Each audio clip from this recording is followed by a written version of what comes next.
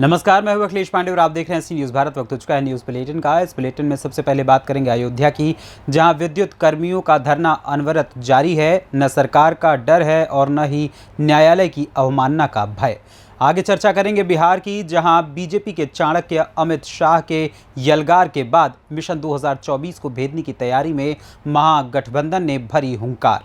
साथ ही बात होगी कन्नौज की, जहां भाजपा की नीतियों को जन जन तक पहुंचाने के लिए भाजपा महिला मोर्चा जिलाध्यक्ष नेहा त्रिपाठी ने की समीक्षा बैठक।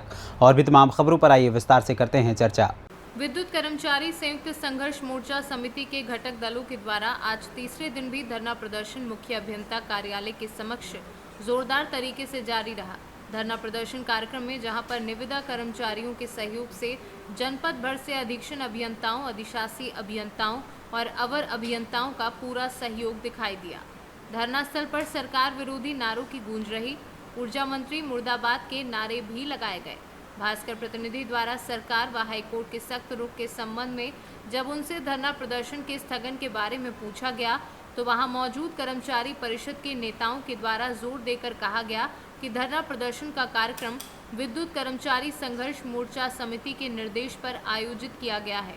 सरकार संघर्ष मोर्चा समिति के नेताओं का उत्पीड़न कर रही है, फिर भी उनका 72 घंटे का प्रस्तावित धरना प्रदर्शन कार्यक्रम 19 मार्च रात्रि 10 बजे तक जारी रहेगा। सरकार के द्वारा उनके साथ किए जाने वाली कार्यवाही के प्रति कोई भय नहीं है। हमारी मांग है कि 3 दिसंबर 2022 को जो माननीय ऊर्जा मंत्री जी की अध्यक्षता में मुख्यमंत्री जी के सलाहकार श्री अवनीश जी की उपस्थिति में विद्युत कर्मचारी संयुक्त संघर्ष समिति के 14 सूत्री मांगों पर एक जो समझौता हुआ था उसे लागू कर दिया जाए। नहीं, उसमें कुछ बिंदु महत्वपूर्ण बिंदु होंगे, वो बताइए।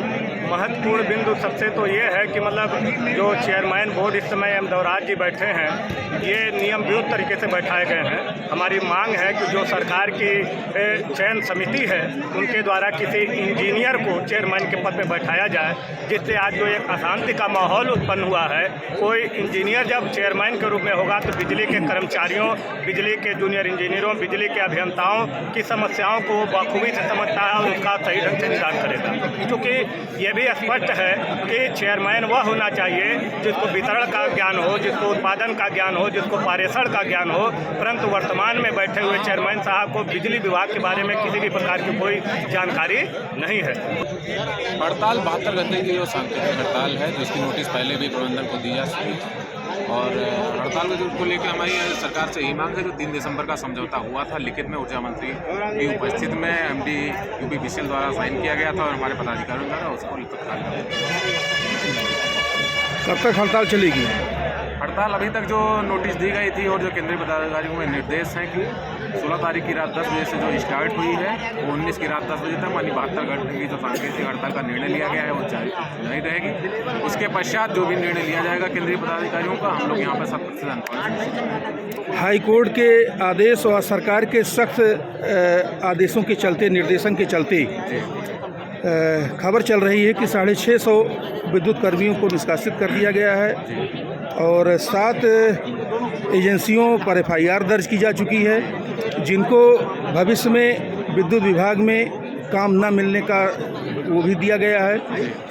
तो सरकार की नीतियों के अनुसार हाई कोर्ट के आदेशों के सम्मान में आप लोगों के द्वारा क्या कदम उठाया जा रहा है? देखिए, हमारी एक संयुक्त संघर्ष समिति है जिसमें विभिन्न संविदा कर्मियों से लेकर और अभियंताओं तक और अभियंताओं कार्यालय सहायक सभी संघों का एक साथ एक संयुक्त समिति है। तो सभी के हितों को एक साथ लेकर चला जाएगा। अगर हमारी हड़ताल संयुक्त रूप से चल रही है तो संयुक्त रूप से जब तक सभी के ऊपर जितनी कार्रवाइयाँ हैं निरस्त नहीं हो जाती या जितने भी सभी के हित सुरक्षित नहीं हो जाते तब तक हड़ताल या संयुक्त समिति का एक संगठन द्वारा और तमाम विद्युत संगठनों, कर्मियों के संगठनों के द्वारा धरने व प्रदर्शन का आयोजन विगत 2 दिनों से किया जा रहा है। वहीं पर सरकार के कड़े रूख और हाई कोर्ट के कड़े ध्यान में रखकर जब इनसे पूछा गया कि अगर सरकार के कड़े रुख और हाई कोर्ट के कड़े रुख के कारण कोई विपरीत प्रभाव आप पर पड़ता है, उसका भय आपको नहीं है क्या?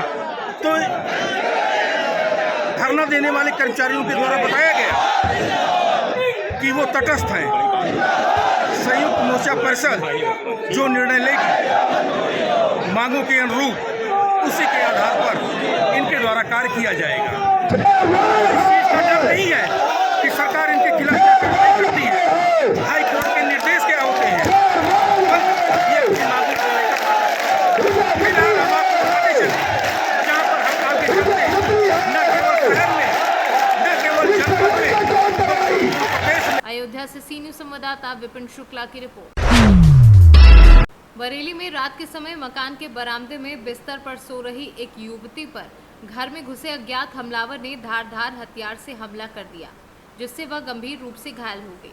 उसे इलाज के लिए अस्पताल में भर्ती कराया गया है, जहां उसकी हालत नाजुक बनी हुई है। क्या नाम है तुम्हारा? कल्लू कहाँ रहते हो? हितौसा थाना कौन सा लगा? भोजीपुरा भोजीपुरा। कौन है ये तुम्हारी? बहन क्या नाम है इनका?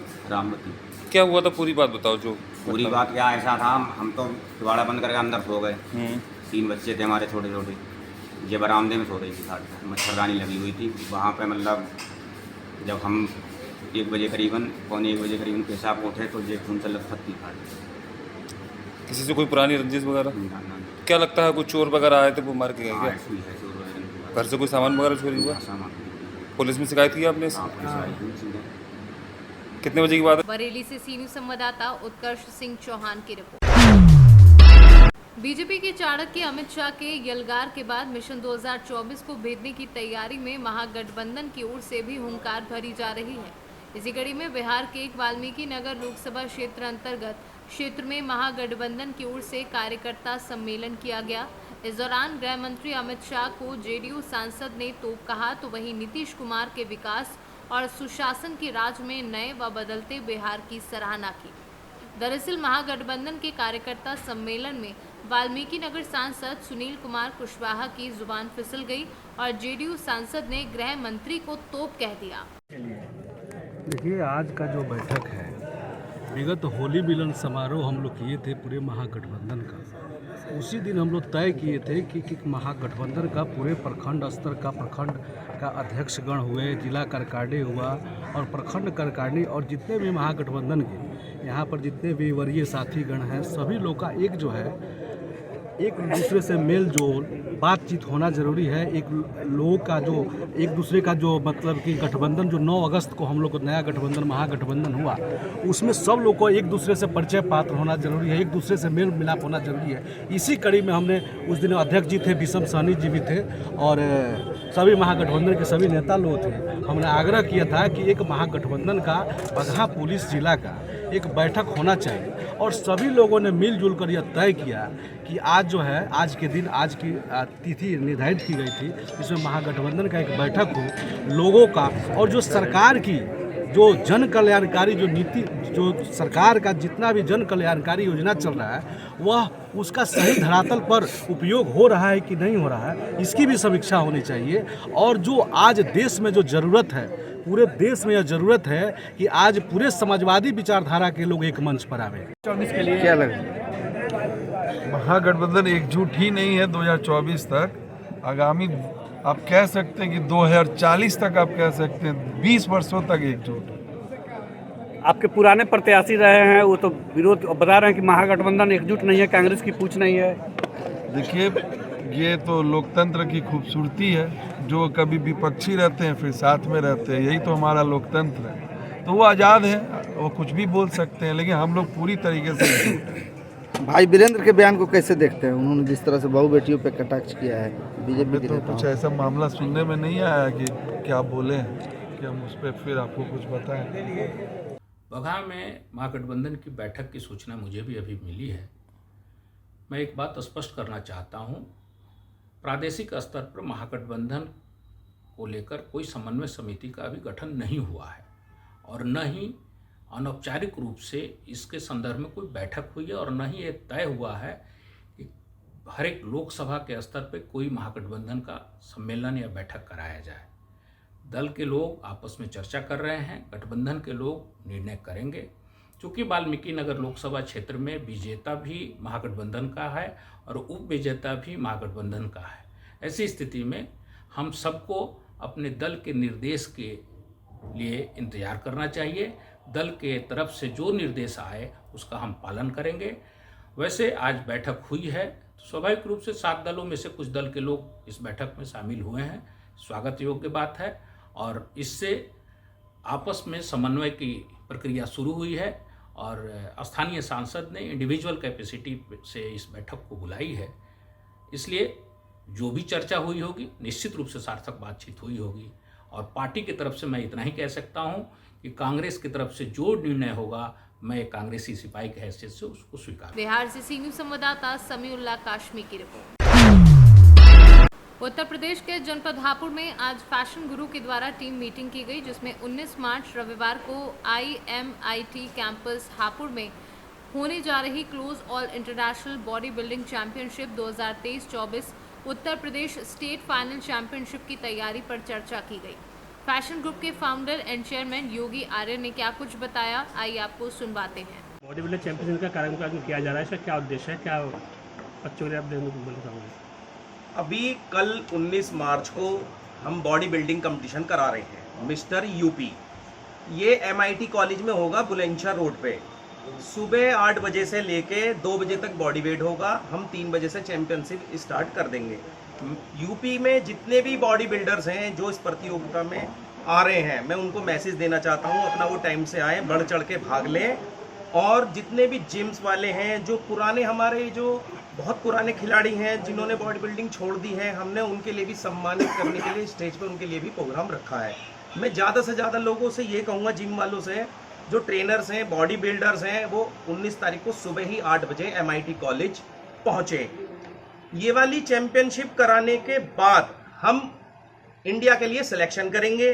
पहला ये स्टेट हमारा यूपी है।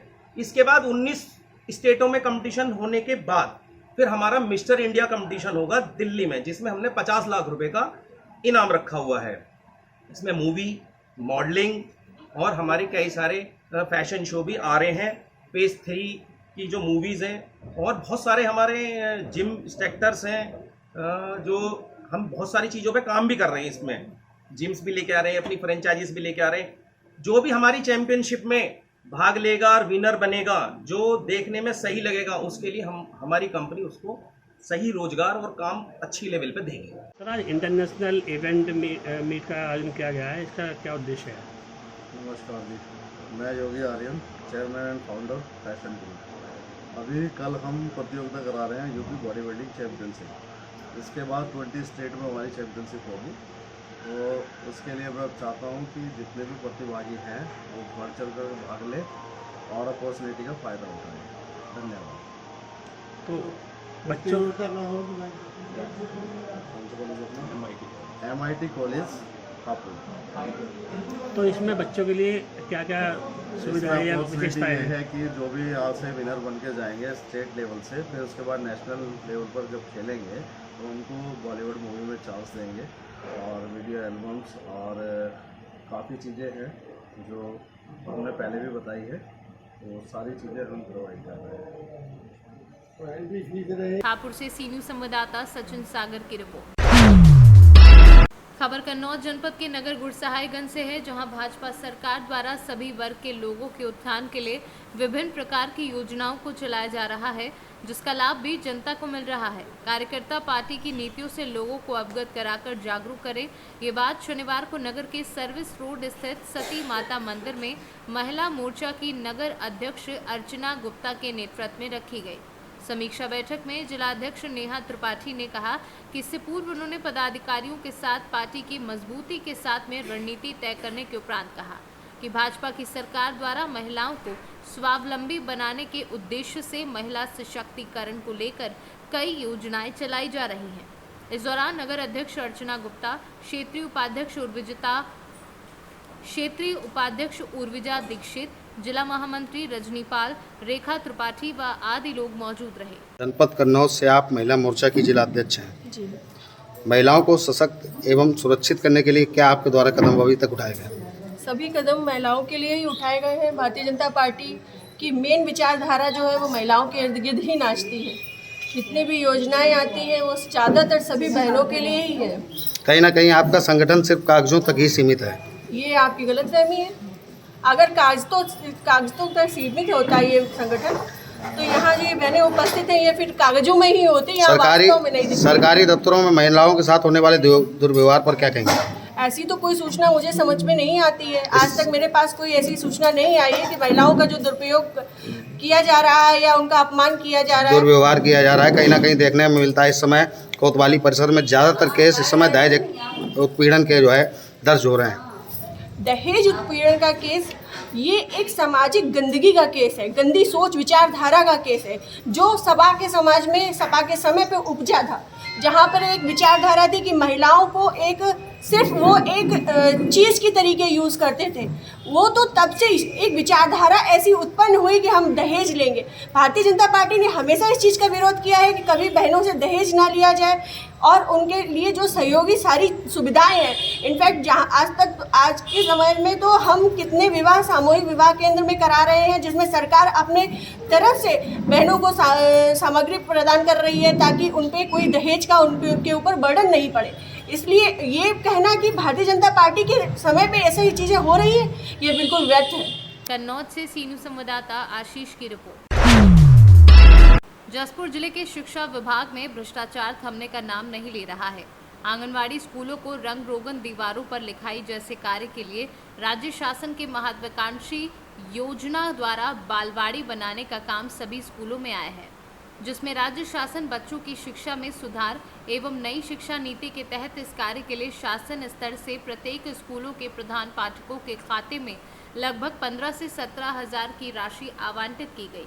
इस राशि के आते ही शिक्षा विभाग के वरिष्ठ अधिकारियों ने राशि को प्रधान पाठकों से बकायदा बिल देकर अपने आदमी उदय सिंह एवं आराधना नाम के खाते में पैसे ट्रांसफर करा रहे हैं और स्वयं कार्य कराने की बात करते हुए शासन के पैसों का बंदर बाट कर रहे हैं। इस मामले में मीडिया की टीम ने बीओ संजू सिंह से पूछा तो उन्होंने मामले को अनदेखी करते हुए गोलमोल जवाब दिया। बता दें कि संजू सिंह कांसाबेल में 4 साल से विकासखंड शिक्षा अधिकारी के पद पर पदस्थ हैं। इनको किसी भी योजना के नाम पर कितनी राशि आई गई कुछ भी मालूम नहीं। लाखों रुपए आते हैं, ये हम नहीं कह रहे, आप खुद ही देख लीजिए। सभी आंगनबाड़ी में पेंटिंग का कार्य होना था, जिसका बिलिंग 15-15 हज़ार रुपये का सर सभी स्कूलों में 44 स्कूलों में भेजा गया। और पहला बिल जो जारी हुआ सर वो उदय सिंह अंबिकापुर के नाम से, और दूसरा बिल जो जारी हुआ फिर से वो बबलू पेंटर के नाम से। क्या सर एक ही काम का 2 टेंडर हो सकता है? इसके बारे में मुझे जानकारी नहीं है, मैं पता करता हूँ CSC से और BRC से जो भी जान करके इसमें कुछ मैं कर सर पूरा पैसा अंबिकापुर उसी खाते में डलवाया जा रहा है बोल बोल के। बिल में बकायदा खाता नंबर, जो दूसरा बिल है उसमें आराधना गौतम के नाम से है, और पहला बिल जो आप लोगों के द्वारा दिया गया वो उदय सिंह के नाम से दिया गया। आपका ये कहना गलत है कि आप लोगों के द्वारा सर आप विभाग में हैं सर, मेरे विभाग को बोल रहा हूँ सर। हाँ, विभाग के द्वारा कौन दिया है मेरे को नहीं मालूम, और इसके बारे में मेरे को अभी सर इतनी बड़ी बिल आपके विभाग से जारी होगी, आपको जानकारी नहीं है? नहीं, चूंकि वो उनके खाते में सीधे पैसा जो भी है पेमेंट से कई तरह के पैसे आते हैं हमारे हेडमास्टर के खाते में, और उनकी जवाब देती रहती है कि वो क्या करेक्ट कर रहे हैं, क्या काम कर रहे हैं। तो इतने पैसे आते हैं पूरे साल भर में कि हमको नहीं पता रहता है किस किस्मत के पैसे आते हैं, क्या खर्च करते हैं। जब ऑडिट होती है, कहीं जांच में जाता हूँ तो मैं उनका कैश बुक देखता हूँ कि प्रॉपरली कैश बुक को मेंटेन कर रहे हैं कि नहीं। जशपुर से सीनू संवाददाता दीपक वर्मा की रिपोर्ट। लिट्टीपाड़ा प्रखंड सभागार में 1 दिवसीय प्रखंड के सभी डीलरों का जिला आपूर्ति पदाधिकारी की अध्यक्षता में बैठक की गई। इस बैठक में कालाजार से संबंधित अहम जानकारियां PCI के रीजनल मोलाइसन कोऑर्डिनेटर मोहम्मद अनीस द्वारा दी गई। कालाजार पूरे भारत के सिर्फ और सिर्फ लिट्टीपाड़ा प्रखंड अधिक प्रभावित है और इस कालाजार बीमारी को पाकुड़ जिले से मुक्त करने में PDS डीलरों के द्वारा लोगों में जागरूकता लाने चल रही है। कालाजार कीटनाशक छिड़काव में सहयोग एवं लोगों को जागरूक करने, छिड़काव लेने या आधा अधूरा लेने वालों को समझाने एवं साथ ही 2 सप्ताह से अधिक दिनों के बुखार वाले लोग रोगी की जानकारी होने पर स्वास्थ्य विभाग को जानकारी देने से संबंधित सभी डीलरों को जानकारी दी गई। झारखंड से सीनू संवाददाता प्रशांत की रिपोर्ट। राष्ट्रीय मध्याह्न भोजन रसोइया फ्रंट के तत्वाधान में प्रधानमंत्री पोषण योजना के अंतर्गत प्राथमिक व मध्य विद्यालयों में कार्य कर रहे रसोइयों का 1 दिवसीय धरना प्रदर्शन जिलाधिकारी कार्यालय गेट के सामने किया गया, जिसमें सैकड़ों की संख्या में रसोइया शामिल हुए। संगठन के संस्थापक से राष्ट्रीय महासचिव रामकृपाल ने जानकारी देते हुए बताया कि सरकार की गलत नीतियों के कारण प्रधानमंत्री पोषण योजना में कार्यरत रसोइयों की स्थिति वर्तमान समय में दयनीय हो गई है। बढ़ती हुई भीषण महंगाई में जीवन चलाना मुश्किल हो गया है। विद्यालयों में रसोइयों के साथ बंधुआ मजदूर जैसा व्यवहार किया जाता है। इसकी वजह से इनकी हालत बद से बदतर हो गई है। ना तो इन्हें काम की सुरक्षा है और ना ही जीने लायक मानदेय दिया जाता है। इन्हें विद्यालयों में मनमाने तरीके से रखा जाता है और उसी तरह मनमाने तरीके से हटा दिया जाता है, जो विधिक परंपरा व मानवाधिकार के खिलाफ है।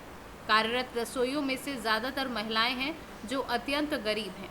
जब तक इनको कानूनी संरक्षण नहीं दिया जाएगा तब तक इनका शोषण बंद नहीं किया जा सकता। रसोईया के मानदेय का लेकर जी हाँ कौन सी मांग? मजदूरी क्या मजदूरी का क्या रेट निर्धारित किए हैं? अभी निर्धारित हुआ 1650 रुपया। अच्छा। और 10 महीना का पैसा मिलता है।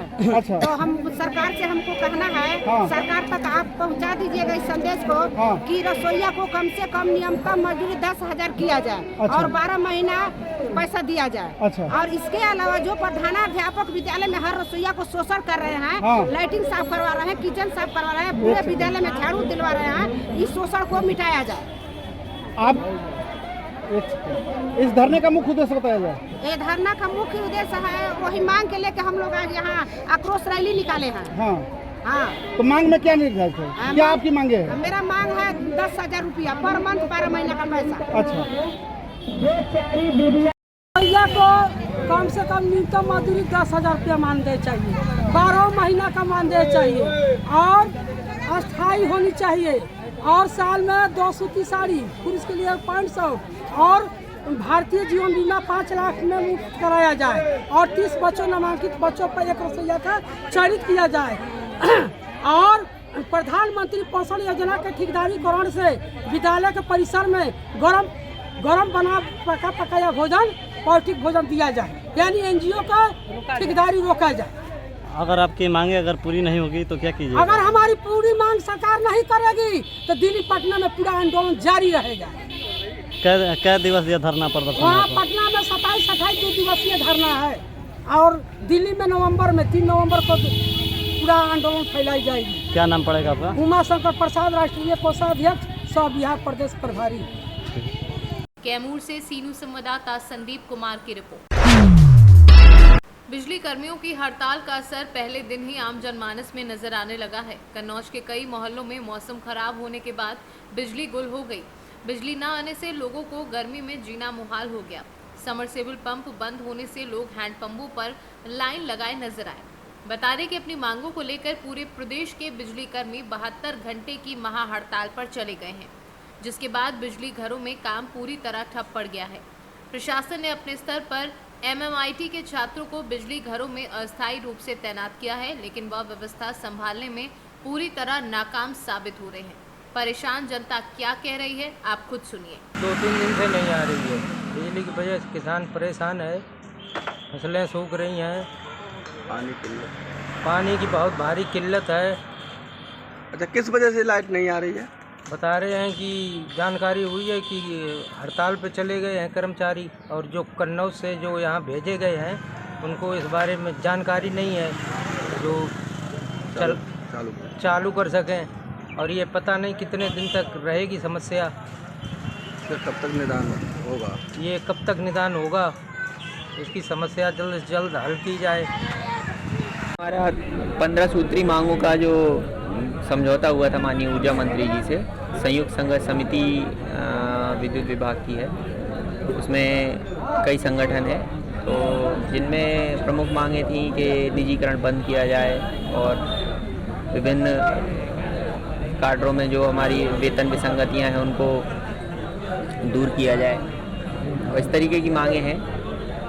तो उस मांगों पे अभी तक कोई भी कार्रवाई नहीं की गई है प्रबंधन के द्वारा। माननीय ऊर्जा मंत्री द्वारा आश्वासन के बाद भी कोई भी कार्रवाई नहीं की गई है, तो उसी को मनवाने के लिए है, कोई नई मांग नहीं है, वही पुरानी जो 15 मांगें थी। इससे पूर्व में भी आप लोगों ये यहीं पर धरना प्रदर्शन चला था, क्या कुछ अल्टीमेटम देकर के आप लोगों ने छोड़ दिया था? ये बीच में किस बेस पे? बीच में ये वादा किया गया था कि आगे मांगों को सुना जाएगा और उसके में अमल किया जाएगा, तो उसी के तहत समझौता भी हुआ था। उसी समझौते में अमल नहीं किया गया, इसीलिए ये धरना हुआ। कन्नौज से सी न्यूज़ संवाददाता सीबू सैनी की रिपोर्ट।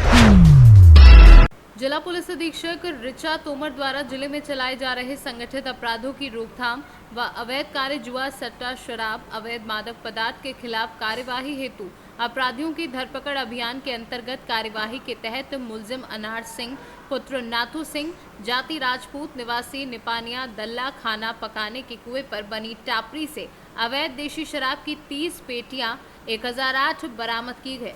अवैध देशी शराब के विरुद्ध कार्यवाही करते हुए पुलिस थाना बकानी ने बड़ी सफलता अर्जित की है।